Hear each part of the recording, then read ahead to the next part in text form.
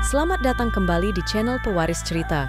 Bayangkan seekor kera sakti terbang, melintasi lautan, menyusup ke dalam benteng musuh yang paling kuat. Apa yang dia cari? Siapa yang berani dia hadapi? Kisah keberanian Hanuman yang legendaris ini akan membuatmu terpukau. Tapi tunggu, apakah mungkin Hanuman bisa mengalahkan seluruh pasukan raksasa Alengka sendirian? Bagaimana ia akan menyelamatkan Sita dari cengkeraman Rahwana? Jangan kemana-mana, dalam video ini kita akan mengungkap bagaimana Hanuman menyeberangi lautan, menyusup ke istana Rahwana, dan melakukan aksi heroik yang membakar Alengka menjadi lautan api. Jangan lupa untuk like, komen, dan subscribe ke channel Pewaris Cerita untuk petualangan epik lainnya. Klik tombol lonceng untuk tetap update dengan kisah-kisah menarik lainnya.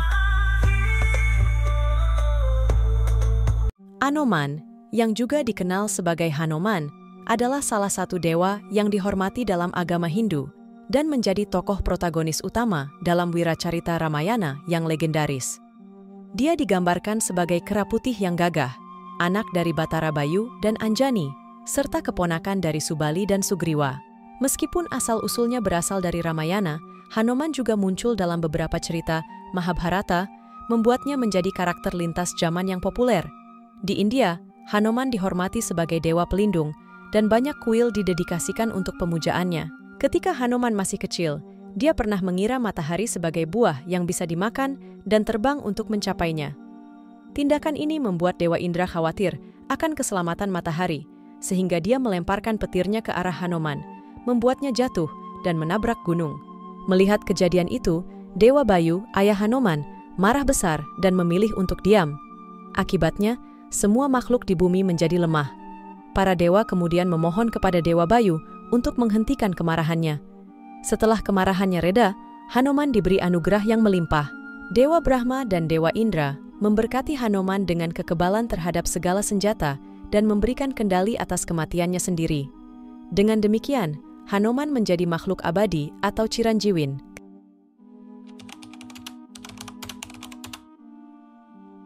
Hanuman lahir di zaman Treta Yuga sebagai putra dari Anjani, seorang wanita wanara yang dulunya adalah bidadari bernama Punjikastala. Karena terkena kutukan, Anjani terlahir sebagai wanara wanita, dan kutukan itu hanya bisa berakhir jika ia melahirkan seorang putra yang merupakan penitisan Dewa Siwa. Anjani kemudian menikah dengan Kesari, seorang wanara yang perkasa.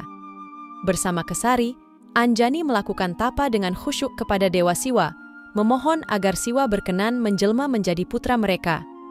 Tergerak oleh ketulusan dan pengabdian mereka, Siwa akhirnya mengabulkan permohonan tersebut dan menjelma sebagai Hanuman. Dalam salah satu versi cerita, saat Anjani sedang bertapa untuk memuja Siwa, di tempat lain, Raja Dasarata mengadakan putra kamayadnya untuk mendapatkan keturunan. Upacara tersebut menghasilkan beberapa makanan yang kemudian dibagikan kepada 3 istrinya, yang melahirkan Rama, Laksmana, Bharata, dan Satrugna. Atas kehendak Dewata, seekor burung mengambil sepotong makanan tersebut dan menjatuhkannya di hutan tempat Anjani bertapa.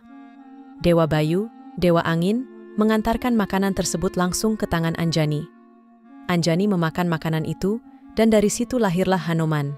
Ada juga versi lain yang menceritakan bahwa Hanuman lahir secara tidak sengaja karena hubungan antara Dewa Bayu dan Anjani. Suatu hari, Dewa Bayu melihat kecantikan Anjani dan memeluknya. Anjani merasa marah dan dilecehkan, namun Dewa Bayu menenangkannya dengan mengatakan bahwa Anjani tidak ternoda oleh sentuhannya karena ia memeluk Anjani bukan secara fisik, melainkan dengan hatinya. Dewa Bayu juga meramalkan bahwa Anjani akan melahirkan seorang putra yang kekuatannya setara dengan Dewa Bayu dan kecerdasannya paling luar biasa di antara para wanara. Demikianlah kelahiran Hanuman, yang dipenuhi oleh keajaiban dan intervensi ilahi, menandai awal dari kehidupan luar biasa seorang pahlawan yang dihormati dalam mitologi Hindu.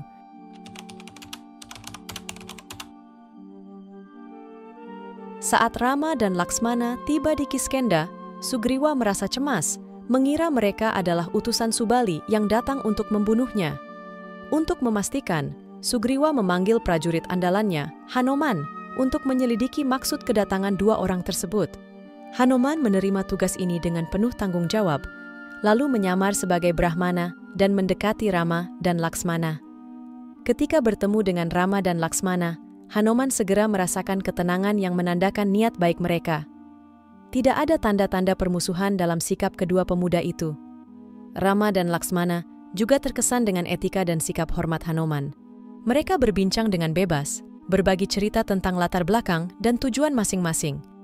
Rama menjelaskan bahwa dia ingin bertemu dengan Sugriwa untuk meminta bantuan. Setelah yakin dengan niat baik mereka, Hanuman kembali ke wujud aslinya dan mengantar Rama dan Laksmana menemui Sugriwa. Dalam misinya membantu Rama mencari Sinta, Sugriwa mengerahkan pasukan Wanara ke seluruh pelosok bumi untuk mencari jejak Sinta dan, jika mungkin, membawanya kembali kepada Rama. Pasukan Wanara ini dipimpin oleh Hanuman, Anggada, Nila, Jembawan, dan lain-lain. Mereka melakukan perjalanan berhari-hari, bahkan sampai tersesat di sebuah gua yang berisi kota megah yang dibangun oleh arsitek Mayasura. Kota itu kini kosong karena Mayasura pergi ke alam para dewa. Dengan bantuan Swayamprabha, penghuni gua yang sakti, Hanuman dan pasukannya berhasil keluar dari gua dan tiba di sebuah pantai dalam sekejap. Di pantai tersebut, mereka bertemu dengan Sempati, burung raksasa tanpa sayap yang menunggu bangkai hewan untuk dimakan. Mendengar percakapan para Wanara tentang Sita dan kematian Jatayu, Sempati menjadi sedih.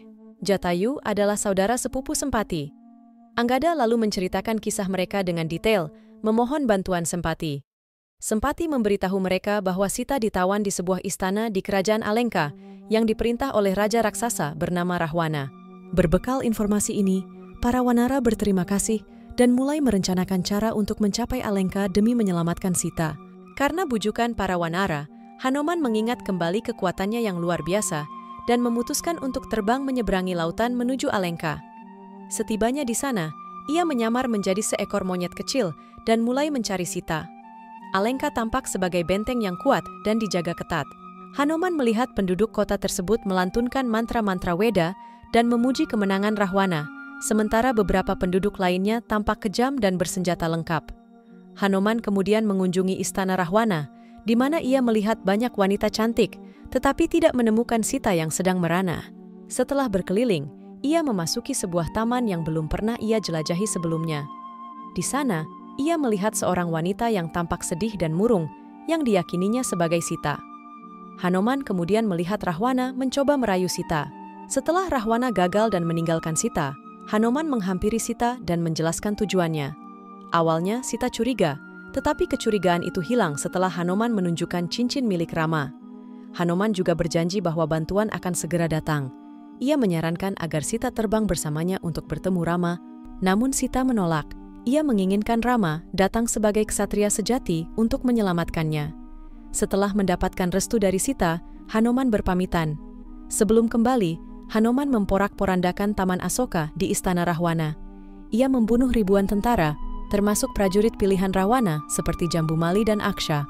Akhirnya, Hanuman ditangkap oleh Indrajit, putra sulung Rahwana, sekaligus putra mahkota kerajaan Alengka, dengan senjata Brahma Astra yang melilit tubuh Hanuman.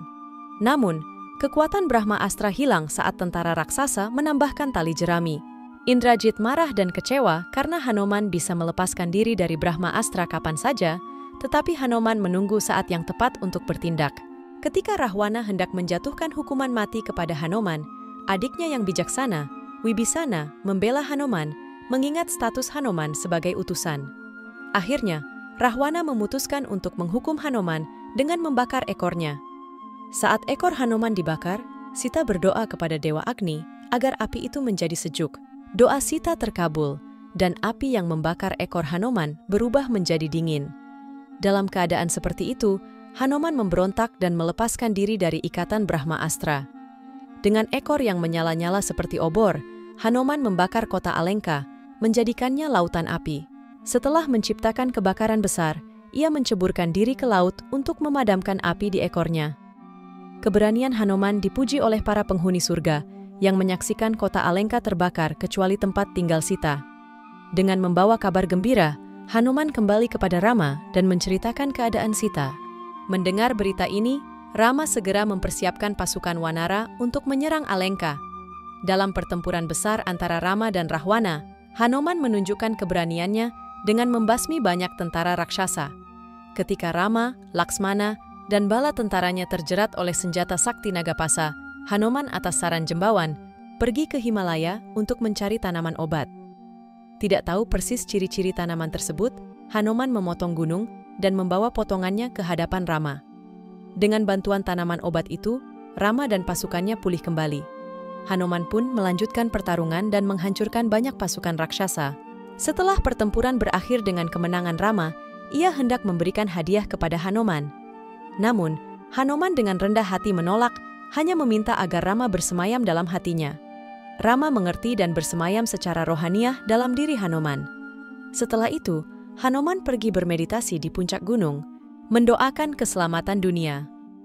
Pada zaman Dwapara Yuga, Hanuman bertemu dengan Bima dan Arjuna dari kerajaan Hastinapura. Dari pertemuan ini, Arjuna memutuskan untuk menggunakan lambang Hanuman sebagai panji keretanya selama perang Bharatayuddha, menginspirasi dan melambangkan keberanian serta kekuatan ilahi.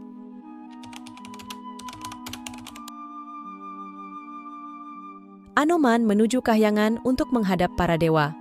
Ia mengutarakan keinginannya kepada Batara Guru bahwa ia sudah lelah hidup di dunia dan ingin mengetahui kapan ia akan mati.